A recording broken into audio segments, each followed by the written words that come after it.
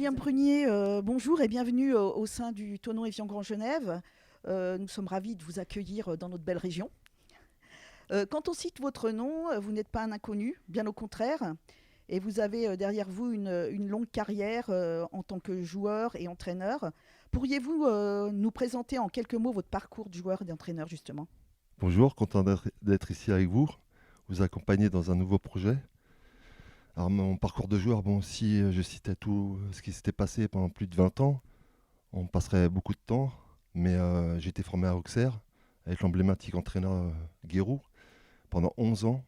J'ai joué 8 ans en pro, j'ai fait 350 matchs sous les couleurs auxerroises.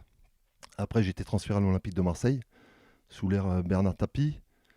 Voilà, et après j'ai atterri au Girondin de Bordeaux pendant plus de 2 ans où j'ai joué avec des footeux qui ont un nom, Zinedine Zidane, les Arazu Ducari, et des gens que je connais très très bien, qui sont un peu de ma génération aussi.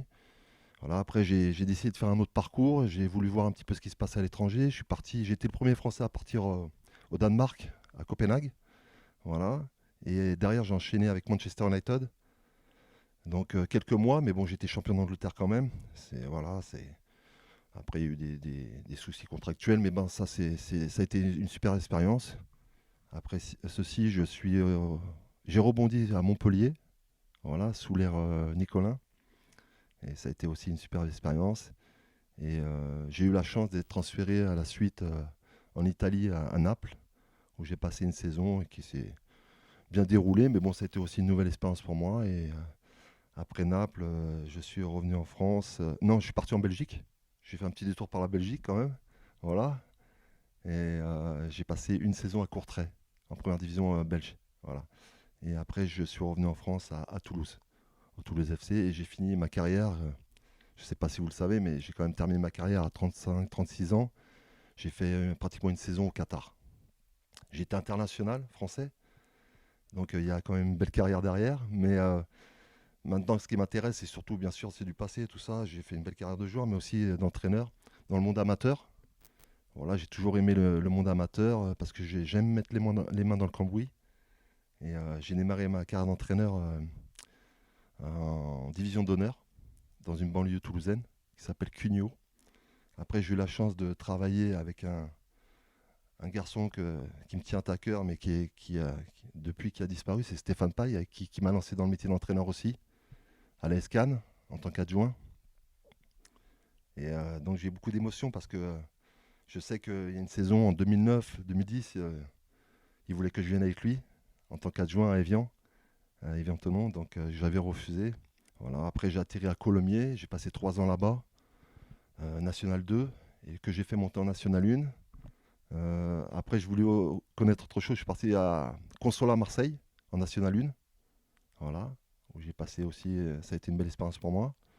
À la suite, j'ai atterri, j'ai fait 2 ans de formation, Montpellier Hérault. Je suis retourné à la famille Nicolin. Donc il y a quand même une reconnaissance dans le football aussi, il ne faut pas oublier. Mais ça a été une super expérience où j'ai passé 2 ans.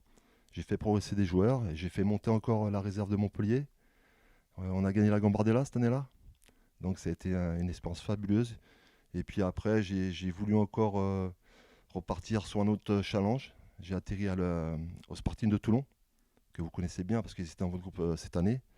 Voilà, j'avais tenté un challenge d'une saison qui a fonctionné à moitié parce que je finis leader, meilleure attaque, meilleure défense avec le Marignane, mais au goal average particulier, je ne monte pas. Et après, j'ai rebondi à Canet-en-Roussillon avec des actionnaires qui avaient de grosses ambitions et que j'ai fait monter de N3 en N2. Et après, j'ai voulu tenter une autre expérience au Le Mans FC, un club professionnel de national, avec l'entraîneur Chris, le Lyonnais. Alors, on a fait un duo tous les deux. Ça a été une saison sportivement un peu difficile. C'était une expérience, en fin de compte, je pensais que je pouvais être numéro 2 aussi, mais je suis un vrai numéro 1. Donc voilà, j'ai ce charisme aussi pour être entraîneur numéro 1 dans le monde amateur. Et j'ai atterri à Bourges FC, qui était en grosse difficulté, que j'ai pris en cours de saison en octobre et que j'ai réussi à maintenir. On a fini 7e. Et voilà un petit peu l'aventure. Qu'est-ce qui vous a séduit dans ce projet du TEGG? En fin de compte, moi, déjà, j'ai eu la possibilité d'entraîner à un moment au haut niveau, mais je veux rendre ce que m'a donné le football amateur depuis des années. Parce que je sais qu'il y a des choses à faire. C'est difficile, mais je veux apprendre. Et puis, parce qu'après, il y a bien sûr apprendre au footeux, mais aussi à l'homme. Voilà, et j'ai des vraies valeurs que j'ai apprises pendant très longtemps dans le football amateur à mes débuts et à Auxerre. Et ce qui m'a attiré ici, en fin de compte, c'est un club qui a été en difficulté la saison dernière. On va pas revenir dessus parce qu'il faut repartir sur une page blanche. Mais il y a un challenge à relever. Et en fin de compte, je suis un entraîneur de défi aussi, de challenge. J'aime la difficulté, je sais que ça sera difficile. Mais en fin de compte, je suis là pour ça et c'est pour ça qu'on m'a choisi, je pense. Est-ce que devenir entraîneur était une suite logique après votre carrière de joueur professionnel? Alors, je vais vous avouer que non. Euh, J'étais peut-être un peu encore trop jeune et j'avais dit je ne deviendrai jamais entraîneur. Et après, au bout de quelques mois, après ma fin de carrière, j'ai commencé à passer mes diplômes. J'ai fait des entretiens avec, à cette époque-là, l'UNFP, qui me soutenait énormément. On a débriefé énormément, beaucoup de réunions, et ils m'ont dit on pense que tu es fait pour devenir entraîneur. Et j'ai dit pourquoi pas, j'ai tenté, et puis ça m'a plu, et j'ai retrouvé une odeur que j'avais perdue, en fin de compte, l'odeur de la pelouse et des vestiaires, qui me faisait vibrer pendant plusieurs années. Et là, j'ai retrouvé ça, j'ai retrouvé ces sensations qui m'ont permis de continuer. Et maintenant, ça fait 14 ans que j'entraîne. D'accord. Juste une petite question, seulement par curiosité. Qu'est-ce qui est différent entre le football que vous avez pratiqué quand vous étiez joueur et le football d'aujourd'hui? Le football a changé, oui, ça a évolué. Les joueurs ont changé. Je pense qu'aussi, c'est la manière de former les joueurs qui a changé. Le football n'a pas changé en réalité. C'est les valeurs qui se sont perdues. Je parle comme un vieux soldat, mais je pense pas.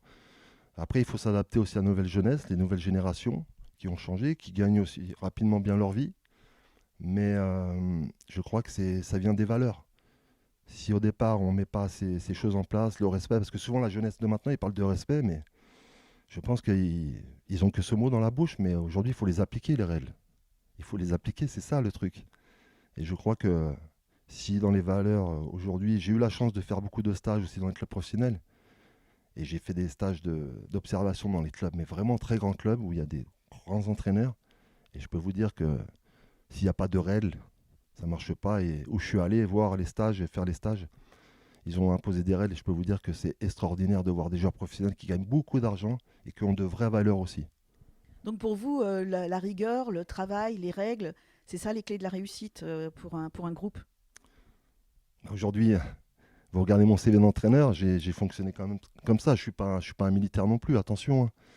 Je suis, parce qu'avant tout, avant le footeux, il y a un homme derrière, le joueur de foot, donc il faut savoir aussi manager. Je pense que c'est très important.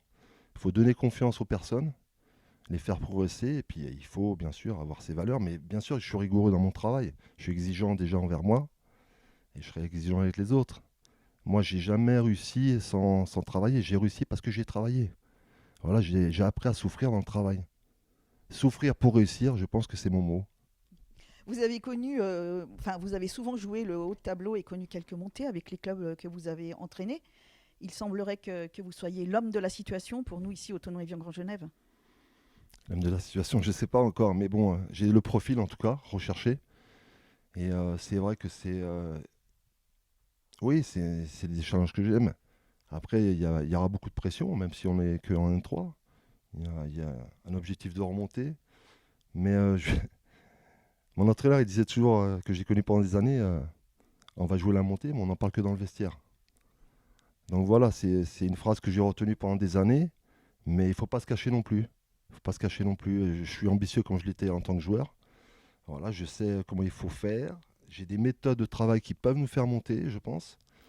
On sera attendu, mais aujourd'hui, la réalité, c'est le terrain. Aujourd'hui, beaucoup de choses sont à reconstruire hein, suite à la relégation. Sur les prochaines semaines, quels vont être vos axes de travail?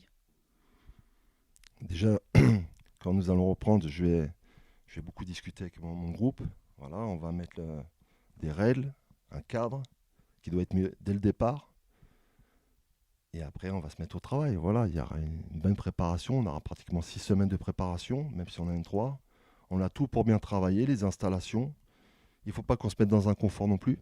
Je suis très exigeant là-dessus. Voilà, il faut se réveiller. Il y a des choses, des joueurs qui vont rester, donc il faudra une remise en question en permanence. Voilà, toutes les semaines, une remise en question, comme moi je le fais tous les jours. Donc voilà, on a vraiment tout pour bien travailler, mais il faut savoir s'en servir dans le bon ordre. Voilà, c'est pas parce qu'on a des beaux canapés, des belles télés, des beaux vestiaires qu'on est les plus beaux. Sur le terrain, quelle identité de jeu voulez-vous mettre en place ici? Est-ce que vous y avez certainement déjà réfléchi, je pense? Bien sûr, depuis que j'ai signé ici, bien sûr que je réfléchis. Après, là, avec Olivier Chavalon, on est en train de mettre en place un recrutement, de récupérer, je ne vais pas vous cacher, de très bons joueurs et pas chers. Voilà, c'est l'objectif, hein. Et puis avoir une bonne mentalité, un état d'esprit de vainqueur, de gagneur. Après, le système de jeu, bon, je vais aussi, je sais m'adapter par rapport à l'effectif que j'aurai à ma disposition. Mais après, j'aime surprendre. J'ai toujours eu des équipes qui mettent de l'intensité, de la vitesse, de l'agressivité, voilà, qui soient disciplinés et qui sachent courir. Vous étiez défenseur dans votre carrière professionnelle. Est-ce que vous prenez plutôt un jeu défensif ou plutôt un jeu offensif? Bah, aujourd'hui, c'est sûr, je suis un ancien défenseur, mais aujourd'hui, il y a un entraîneur aussi que je connais très bien qui m'a dit bien défendre avant de bien attaquer. Mais après, ça, c'est un équilibre à trouver. Voilà, moi, j'ai des statistiques sur mes derniers clubs. On a marqué beaucoup de buts et on n'a pas encaissé beaucoup. Donc, voilà, c'est trouver un équilibre que j'essaierai de mettre en place. Et voilà, il faut que tous les joueurs participent offensivement et défensivement. Là, on est à 3 semaines de la reprise de l'entraînement. Comment est-ce que l'on s'adapte dans un club à 3 semaines de la reprise, justement, et que l'effectif n'est toujours pas défini? Comment on s'adapte? Ben déjà, on apprend à connaître les gens qui sont sur place, comme vous. J'apprends à vous connaître. Voilà, j'ai été très bien accueilli. J'ai fait des présentations, pas mal de monde. Donc, j'essaie de prendre mes repères aussi. Je découvre. J'en ai l'habitude parce que, comme vous le voyez sur mon CV, j'ai beaucoup voyagé aussi. Donc, je suis quelqu'un qui s'identifie aussi très rapidement dans un club. Et j'essaie d'apprendre un petit peu la culture du club, l'identité. Et je peux vous dire que l'identité du club, les Cussons, c'est pas parce que si je reste 1 an, 2 ans, 3 ans, que je vais pas m'investir. Ça, je peux vous dire que vous allez être surpris ou surprise par rapport à mon investissement au niveau de l'écusson. Donc j'apprends à connaître les gens, le fonctionnement. Peut-être il y aura des changements, mais en tout cas il y aura des règles aussi sur le plan sportif.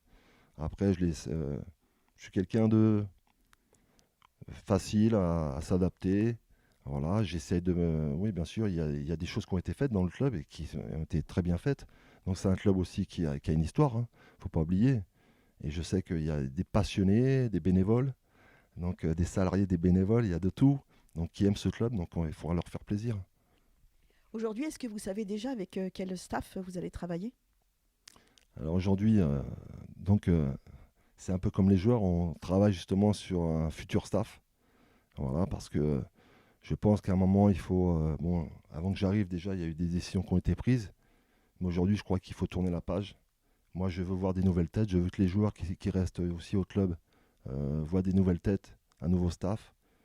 Ramener de la fraîcheur, parce que c'est un club qui a besoin de fraîcheur aujourd'hui. Vous savez, quand vous faites une descente, c'est pas facile de s'en remettre. Donc il faut ramener de la fraîcheur. Et c'est ce que je recherche dans le nouveau staff qui va être proposé. Justement, quelles sont les ambitions pour la saison à venir au niveau sportif?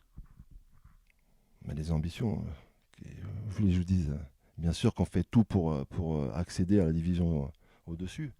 Voilà, il ne faut pas se cacher, hein. Voilà, ça serait mentir, mais ça dépend le travail qu'on va effectuer, mais ça sera un objectif, oui, bien sûr. Ça sera un objectif, il ne faut pas se cacher. Quelle que soit l'équipe qu'on a en face de nous, il y a beaucoup d'équipes qui vont jouer le maintien, beaucoup d'équipes qui vont jouer la montée. Des fois, on dit, ça sert à quoi de se cacher? Il faut dire la vérité, tout le monde nous attend, donc voilà, on va combattre pour essayer d'accéder à tout ça. Ça va être un championnat très difficile parce qu'il y a encore les réformes en N3 cette année. Il y aura 5 descentes. Voilà, on attend avec impatience de savoir dans quel groupe on va se retrouver pour pouvoir fixer des objectifs un peu plus hauts aussi. Dans sa dernière interview, notre président a annoncé qu'il fallait faire confiance aux jeunes aussi, aux jeunes locaux. Est-ce que vous allez avoir un œil sur ce qui se passe dans les catégories jeunes? Bah, vous savez que j'ai fait de la formation à Montpellier, donc moi, partout où je suis passé, j'intègre beaucoup de jeunes, mais il ne suffit pas de les intégrer dans les entraînements, hein. Il faut les intégrer surtout en compétition. C'est ça les vraies valeurs aussi. la vraie reconnaissance d'un club qui travaille dur, pour les éducateurs qui travaillent dur aussi en dessous, pour pouvoir promouvoir des jeunes joueurs. C'est ça, il faut prendre le risque. Moi, ça ne me dérange pas de faire jouer un gamin, un jeune joueur qui a 16-17 ans. S'il est bon, il jouera. Pour finir, est-ce que vous avez un mot pour nos supporters qui ont de grandes attentes pour le club? Bien sûr, en tout cas, oui, bien sûr, j'ai un mot. J'espère qu'on sera soutenu du début à la fin, parce que dans une saison, il ne faut pas oublier qu'il y a quelques... Si on joue le maintien ou si on joue la montée, il faut qu'on soit supporté par nos supporters. Il y aura des moments, des bons moments et des mauvais. Obligation, dans une saison, ça peut arriver. Donc c'est surtout dans les mauvais moments qu'il faut qu'on soit soutenu.